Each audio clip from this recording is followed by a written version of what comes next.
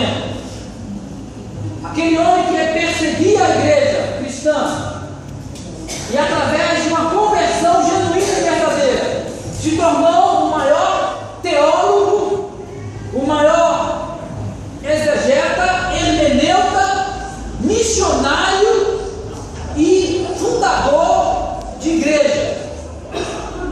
Cabe ao apóstolo Paulo interpretar e colocar a fé cristã da maneira mais inteligível possível.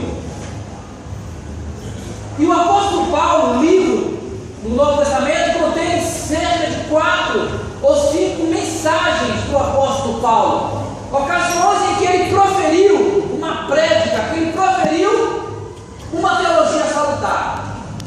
E eu adoro Atos capítulo 17, porque Paulo está em Atenas, o berço da civilização filosófica. Nós temos Sócrates, Aristóteles, nós temos Tales, Anaximandro, Anaxímenes e muitos outros que são antes de Cristo, do século V antes de Cristo. Então o mundo grego era um mundo que estava muito evoluído no que diz respeito à filosofia, à interpretação da vida, à busca do sentido da vida, ao entendimento do que é a vida, do que é a moral, o que é a virtude, o que é o bem e o que é o mal.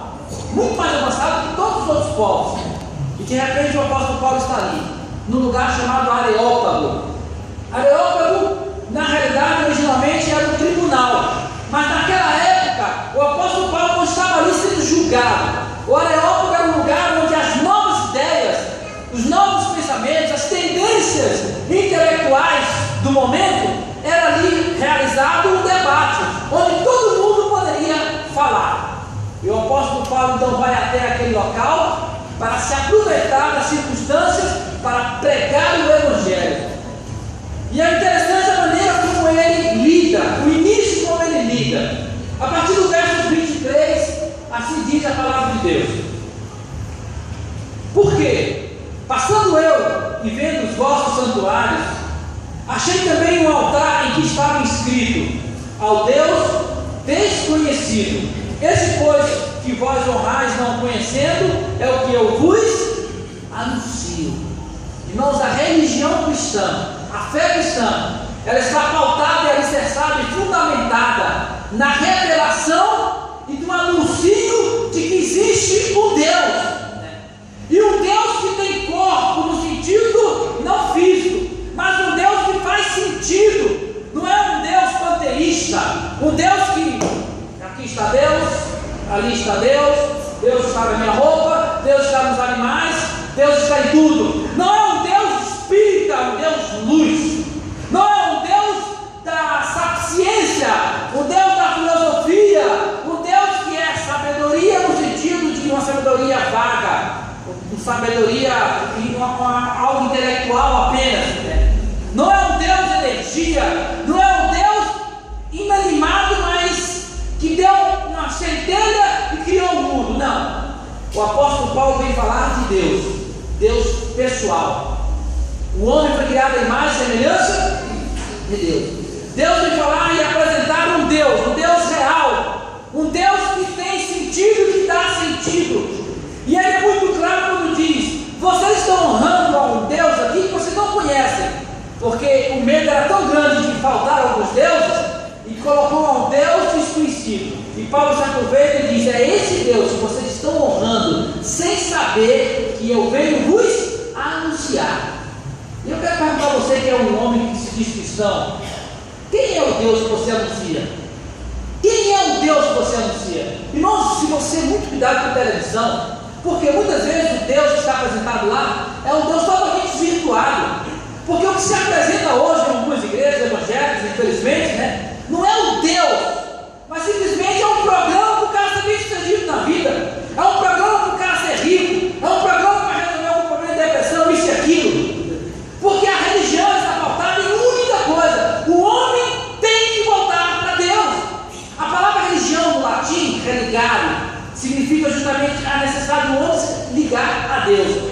E o próprio Jesus Cristo deixou com muita clareza a finalidade e a função da igreja, quando ele diz: eu sou o caminho, repita comigo, a verdade e ninguém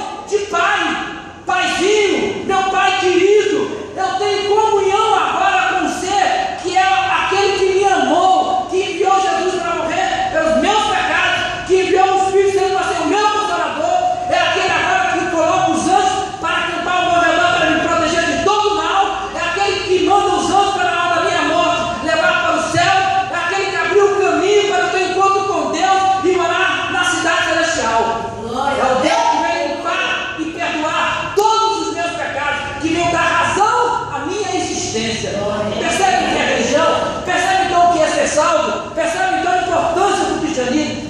Muitas igrejas estão desvirtuando. Estão falando de bênção aqui, bênção acolá, profecia aqui, profecia acolá, mas no fundo não estão levando o homem a ter um encontro com Deus. Mas que Deus? Não é o Deus minúsculo, é o único Deus. Está escrito em Apocalipse, não, em Isaías, porque não há nenhum outro Deus pelo qual vamos ser salvos. Isaías, ele enfatiza muito a ideia de disseminar o monoteísmo muito claro, e o resto trata de deuses enganosos, mentirosos, fabricados sim pelos homens. E esse Deus que o apóstolo Paulo fala, ele vai descrever da maneira mais positiva possível e elucidativa e clara. E ele começa dizendo, verso 24: o Deus que fez o mundo e tudo o que nele há, sendo o Senhor do céu e da terra, não habita em templos feitos por mãos de homens. Aqui nós encontramos Paulo dizendo que o Deus que ele anuncia é um Deus totalmente poderoso e que o mundo partiu dele. Ou seja, nós cristãos obrigatoriamente temos que ser criacionistas. Deus criou o mundo. Não pense você que Deus não está por trás do mundo. Nós não somos fruto de uma ameba, nós somos fruto de uma explosão, de algo inanimado. O ser todo-poderoso, Deus, criou o mundo e tudo que nele há. A questão de metodologia aí é outra história, né? Mas o importante aí no Hinos de Gênesis capítulo 1, 2 e 3, né, onde fala sobre a criação do mundo, ali não está se discutindo necessariamente, não há nenhuma preocupação filosófica, né, ou antropológica da metodologia. O fundamental ali no início da criação, e disse Deus, haja luz e houve luz, o fundamental ali é a origem. Tudo partiu de quem? De Deus. Ali é saber que nós viemos de quem? De Deus. Irmãos, isso é fundamental. Isso parece algo que é trivial, não é? Porque se eu estou aqui é porque eu creio em Deus. Se você está aqui é porque você crê em Deus. A fé em Deus, ela é o grande divisor. O grande filósofo Paul Jean Sartre, ateu convicto, ele foi um cara extremamente coerente. Por quê? Porque a frase célebre, se Deus não existe, tudo é permitido. Se Deus não existe, tudo é permitido. E por que você fica chateado por um pé? Por que você fica chateado? Porque você sabe que pecou contra Deus, os mandamentos de Deus, você crê nisso. Mas se você não crê em Deus, tudo é permitido, tudo é possível. E sabe dizer, se você quiser derrubar uma velhinha no chão, tal, faça a sua vontade para aparecer, isso é bacana.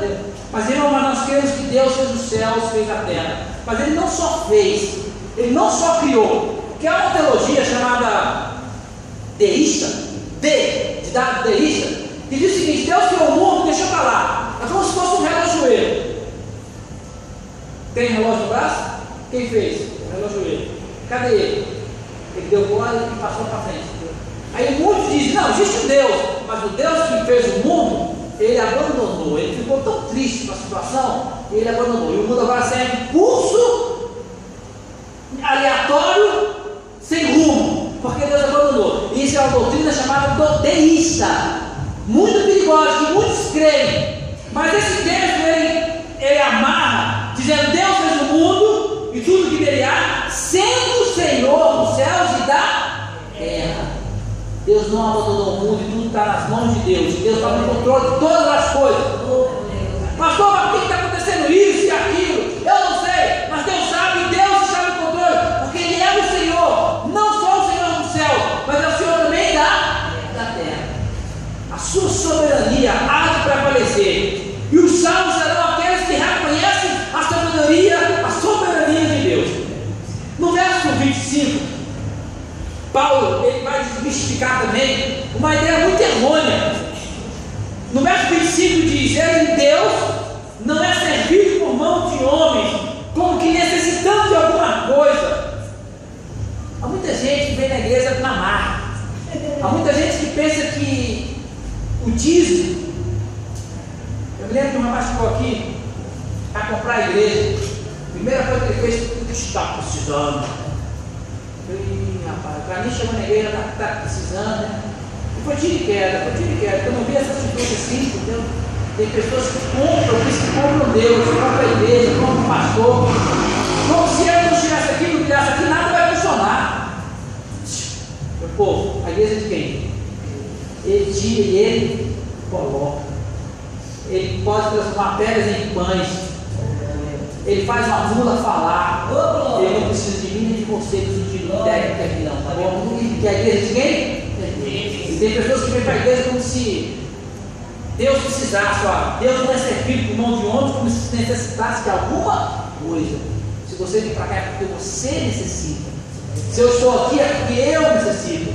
E quanto mais eu necessito, mais eu estou na presença do Senhor. E aí é uma preocupação. Porque quanto menos você está aqui, é quanto mais você diz: eu não necessito de Deus, não preciso de Deus.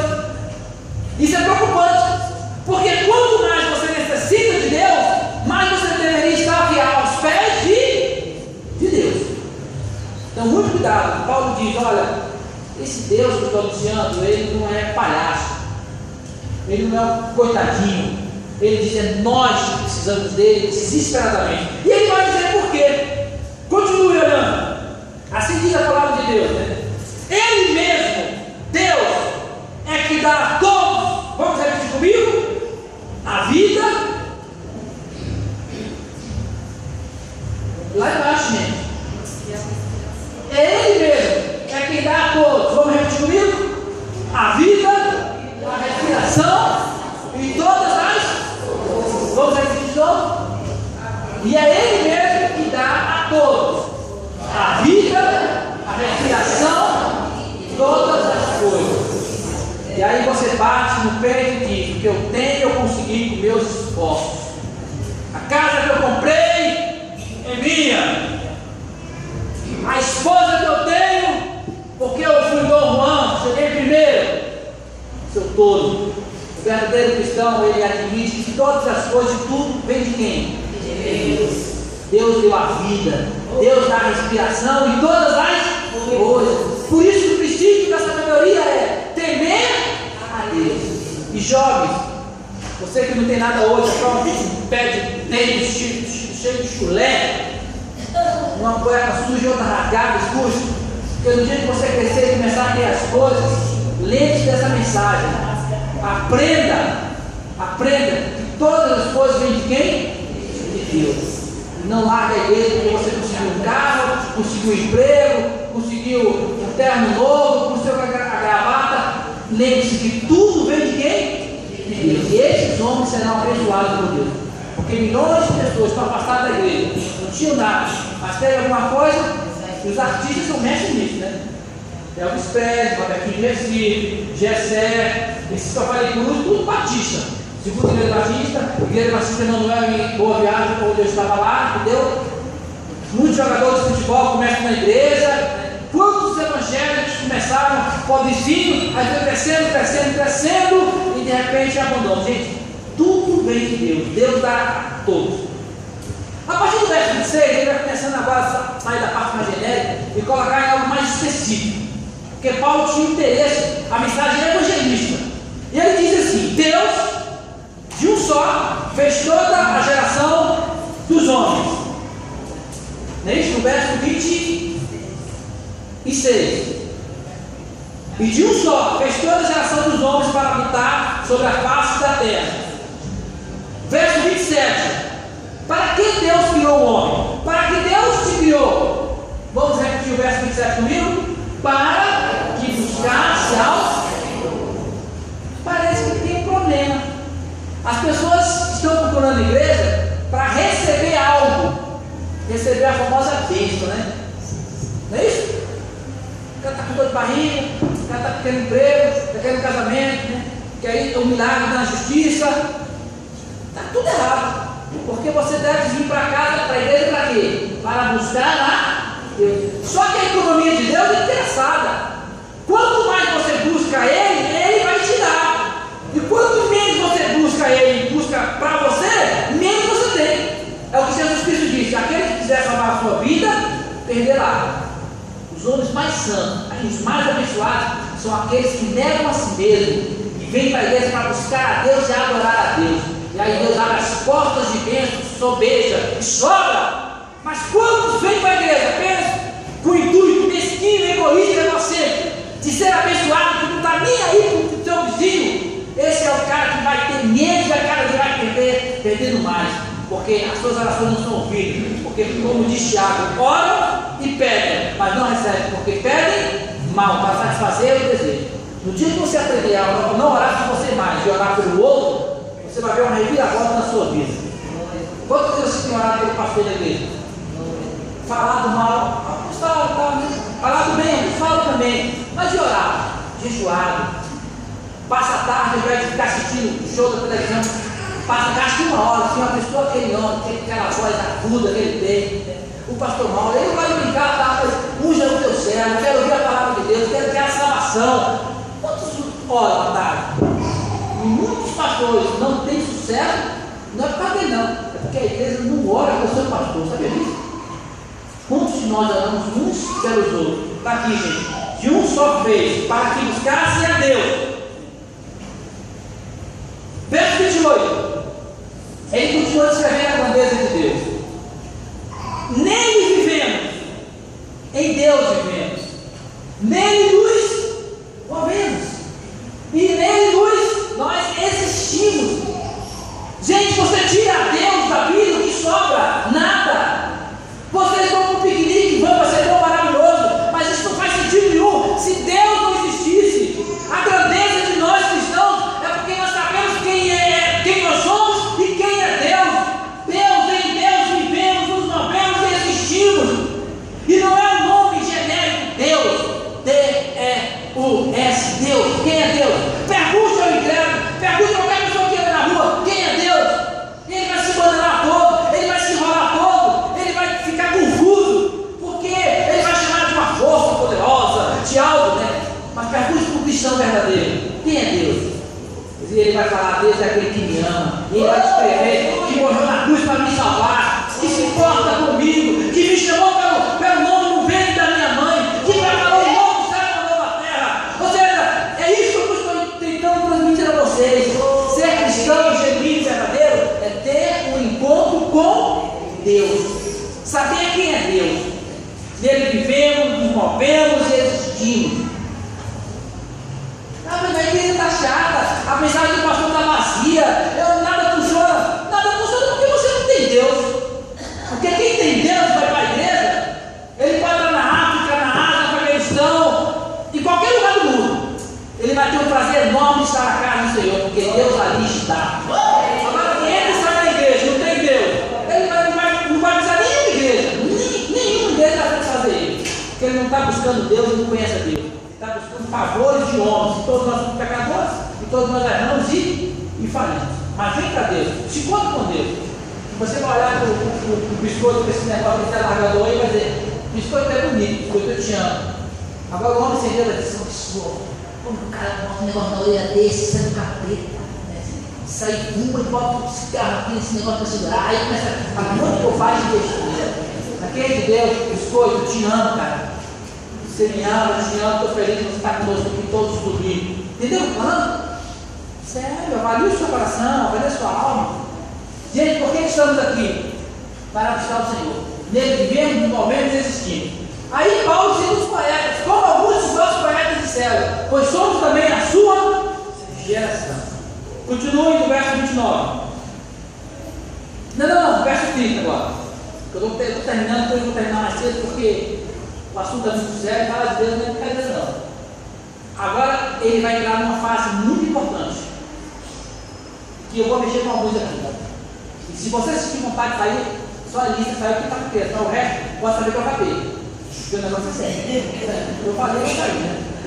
Mas Deus não teve em conta o tempo de ignorância, anuncia agora a todos os homens e em todo lugar que se arrependam. Paulo ele começa a falar de Deus, começa a elogiar, vai indo para lá, vai para cá, aí ele vai chegar aonde ele quer chegar. Ele vai dizer, olha, mas agora, Deus anuncia. Primeiro ele chega na generaliza, ele diz: não vai nesse lugar, a todos os homens e em todo o lugar. Paulo vai dizer: ó, a mensagem de Deus é essa. Para quem? A todos os homens.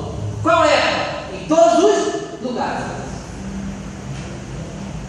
Que se arrependam. Amém? Amém. Vocês já pararam para pensar como que essa mensagem está mais diluída do que nunca? Está fraco, tá?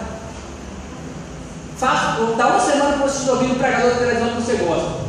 Depois me volta aqui no domingo que vem quantos falaram sobre arrependimento. Fala esse desafio, vai lá, dá uma olhadinha lá. E quantos falaram em prosperidade? Aí você não sei lá. Quantos falaram em vitória, em bênção? Você vai ser um homem vitorioso, em restitui. Tudo bem, beleza, mas peraí. Aí você volta aqui e diz: pastor, quantos entregaram sobre arrependimento? Porque arrependimento não está na roda. Satanás tem entrado de maneira tal nas nossas vidas que eu tenho ficado assustado. Eu vou dizer por quê. Porque a palavra de Deus nos diz que sem arrependimento não há salvação. O apóstolo Pedro, quando pregou lá em Atos capítulo 2, a mensagem do Pentecostes, né? Aí ele foi pregando, aí o povo começou a ficar agitado. Aí ele chegou, o povo começou a falar: e agora? O que faremos, irmãos? O que Pedro respondeu? Arrependei-vos. Arrependei-vos e crede, para que sejam apagados os vossos pecados. João Batista, a mensagem de João Batista qual que era? Arrependei-vos, porque é chegado o reino dos céus. Arrependei-vos. Gente, arrependimento é uma mensagem que está meio fora de moda.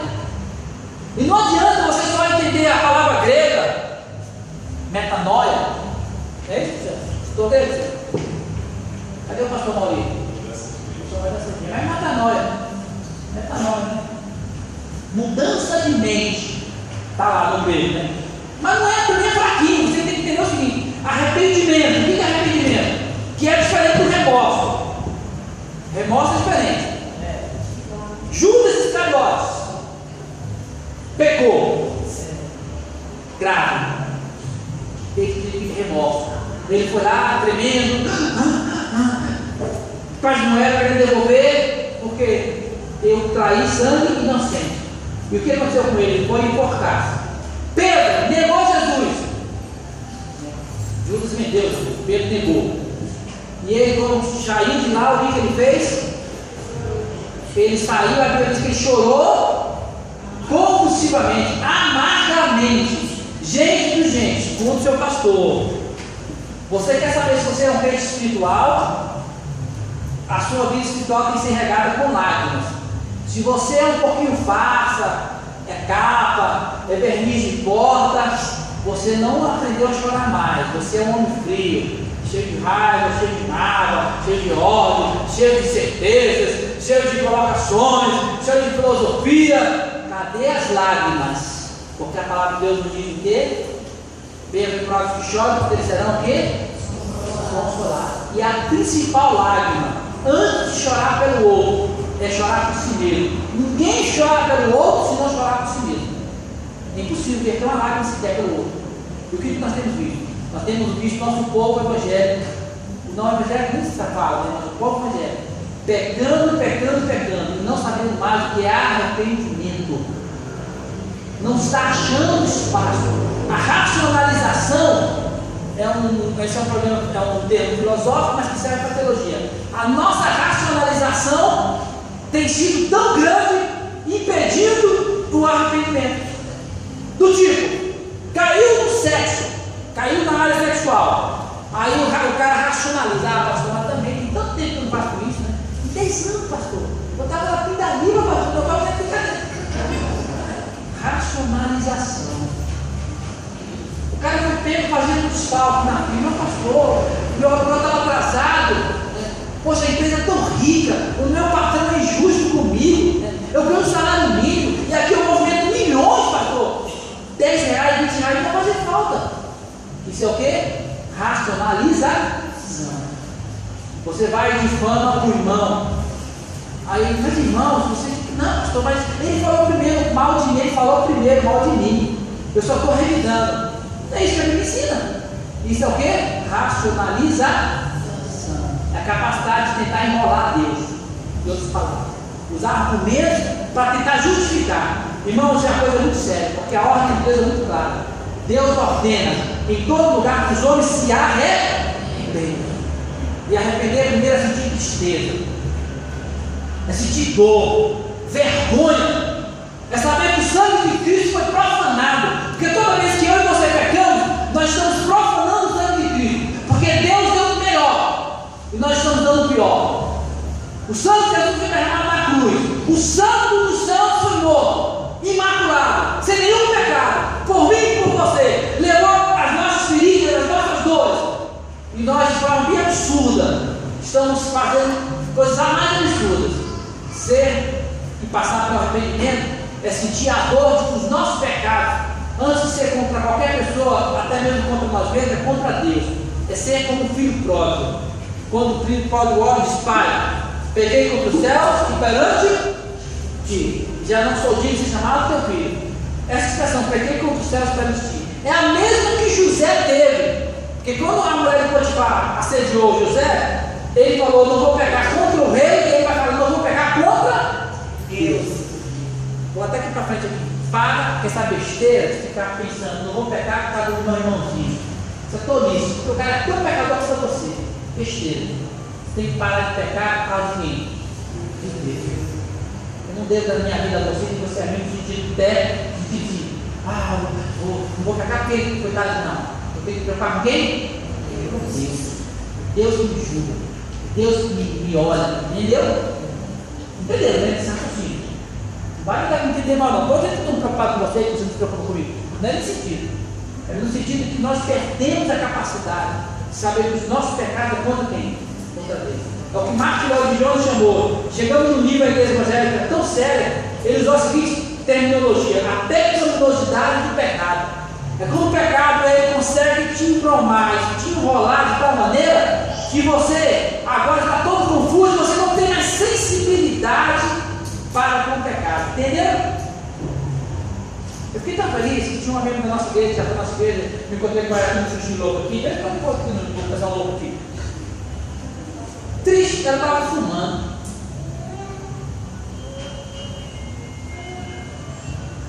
Mas sabe o que ela fez? Ela baixou o cigarrinho, ó, jogou fora. Fiquei feliz. Sabe por que eu fiquei feliz? Porque ainda tinha um pouquinho de. Porque tem muito crente desviado. Eu já encontrei crente me chamando para fumar maconha. Não tem uma coisa, não conhece todo mundo aí. Não tem como ligar, não, entrega rápida. A bagunça que nós estamos, olha a situação que nós estamos, entendeu? Então tem muito bem que perdeu a sensibilidade. É o que parte do adiante.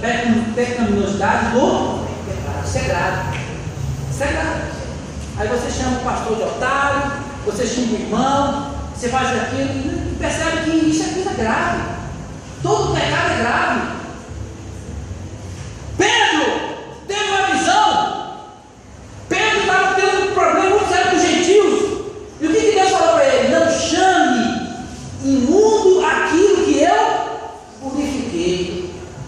Eu não posso jamais chamar o biscoito, pois eu queria entender, né? De imundo, porque ele tem um alargador, porque Deus não chama de imundo, porque eu purifiquei ele, meu filho. E a vida do homem consiste na mudança da sua orelha. Nunca faça isso. Nunca julgue o homem pela sua cor, nunca julgue o homem pela sua gordura, sua cabeça, pela sua feiura. Nem que eu bonito dele, não importa, entendeu?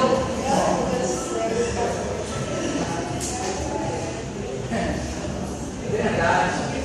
Vocês não conheceram uma mulher que estudou comigo no seminário chamada Teodora. Voltando aqui, irmãos. Deus manda. O que Deus manda? Que o povo se arrependa. Gente, arrependimento primeiro é sentir. Sentir que eu sou um pecador. Mas eu senti que tem vergonha. Aquela vergonha é ótima.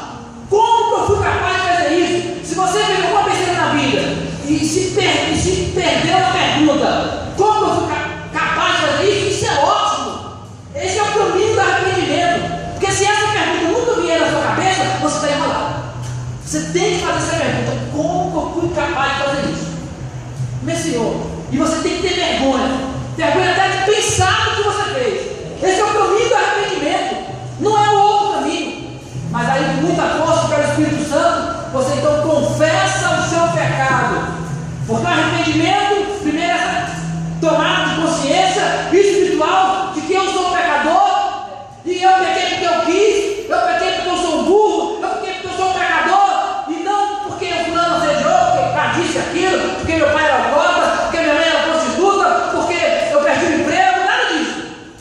Eu pequei porque eu sou um cara safado, eu pequei porque eu não presto, eu pequei porque eu aprendi que não devia fazer isso, mas há algo dentro de mim tão forte que me leva a pecar. Mas eu quero, e você sente uma tristeza, uma vergonha tremenda de olhar no espelho. Isso é bom, mas não somente isso, você então passa para o outro passo, confessa: Senhor Jesus, perdoa meus pecados.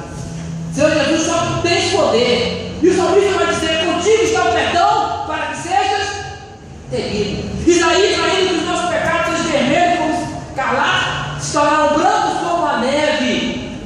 Você tem que entender que quem perdoa os pecados é Deus, e Deus quer perdoar os pecados.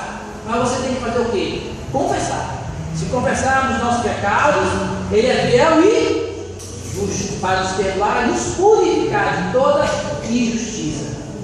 Mas aí o que Deus quer de você agora, depois do perdão? Deus agora quer que você não faça mais. Aí a ideia da metanoia, da conversão, do arrependimento, é a mudança de mente. É o que Deus falou para a mulher adúltera, João capítulo 8: vai e não peques mais. Aí você vai dizer que está arrependido no momento que você cessa, você quebra a maldade, quebra o seu pecado, e você então mostra para Deus. E muitas pessoas do Novo Testamento se diziam arrependidas, se diziam, aqueles cristãos fariseus, né? E o grande João Batista, vendo que não era bem assim, que muitas pessoas estavam falando muito, João Batista usou a seguinte frase: produzir frutos dignos de arrependimento. Então a pergunta é: onde estão os frutos do nosso arrependimento? Gente, todos nós somos pecadores.